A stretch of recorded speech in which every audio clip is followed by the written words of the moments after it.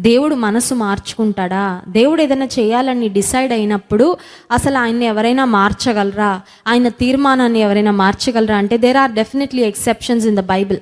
దేవుని యొక్క తీర్మానాలన్నీ మనం మార్చలేము, ఎందుకంటే దేవుడు సార్వభౌమాధికారం కలిగిన వాడు కాబట్టి if he decide something his gone do it.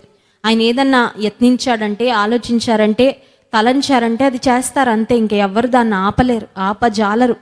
అయితే బైబిల్లో కొన్ని సందర్భాలు ఉన్నాయి, దేవుడు తన మనస్సును మార్చుకున్నారు. ప్రజల మీదకి రావాల్సిన కీడును ఆయన కొట్టివేసి మేలు చేసిన సందర్భాలు కొన్ని వాక్యంలో ఉన్నాయి. నినివే పట్టణ ప్రజల యొక్క తగ్గింపు, వారి యొక్క ప్రార్థన, వారు చేసిన ఉపవాసము దేవుని యొక్క హృదయాన్ని మార్చింది. They prayer changed God's heart. దేవుడు వారిపై పంపించదలచిన కీడును కొట్టేశాడంట. ఒకవేళ అనుకుంటున్నావేమో ఇక కీడే జరుగుతుందనే భయం ఉందండి,